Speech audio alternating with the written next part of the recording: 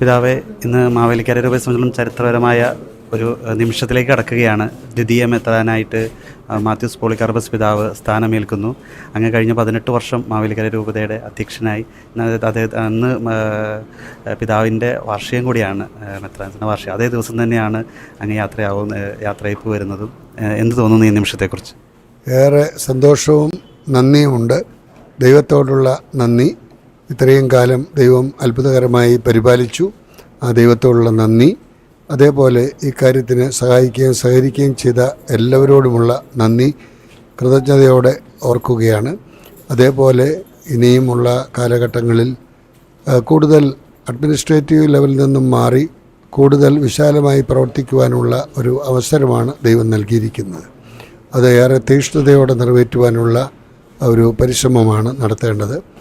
നാളെക്കുറിച്ചുള്ള ആകുലതയില്ല. ഇന്നലെ നടത്തിയ ദൈവം, ഇന്ന് നടത്തുന്ന ദൈവം നാളെ നടത്തുമെന്നുള്ള ശുഭാപ്തി വിശ്വാസത്തിലാണ് മുമ്പോട്ട് പോയിക്കൊണ്ടിരിക്കുന്നത്. ഈ രൂപതയുടെ രൂപീകരണം മുതൽ അങ്ങ് ഈ രൂപതയുടെ വളർച്ചയിൽ മുഖ്യ പങ്ക് വഹിച്ചുകൊണ്ട് നേതൃസ്ഥാനത്തിലുണ്ടായിരുന്നു. ഇപ്പോൾ പുതിയൊരു പിതാവ്, ദ്വിതീയ മെത്രാനായിട്ട് പോളികാർപ്പസ് പിതാവ് സ്ഥാനമേൽക്കുകയാണ്. എന്താണ് പിതാവിനോട് പറയാനുള്ളത്?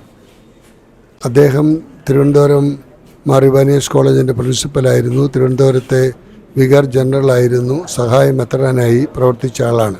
അപ്പോൾ സഭയുടെ എല്ലാ മേഖലകളെയും അദ്ദേഹത്തിന് വ്യക്തമായിട്ട് അറിയാം. പ്രവർത്തന ശൈലിയുണ്ട്. തീർച്ചയായിട്ടും ഈ കാര്യങ്ങൾ മുമ്പോട്ട് കൊണ്ടുപോകുവാൻ അദ്ദേഹത്തിന് സാധിക്കും എന്നുള്ള ഒരു ശുഭാപ്തി വിശ്വാസമാണ് എനിക്കുള്ളത്. മാവേലിക്കര രൂപതയിലെ മലങ്കര കത്തോലിക്ക വിശ്വാസികളോട് അങ്ങേക്ക് പറയാനുള്ളത്?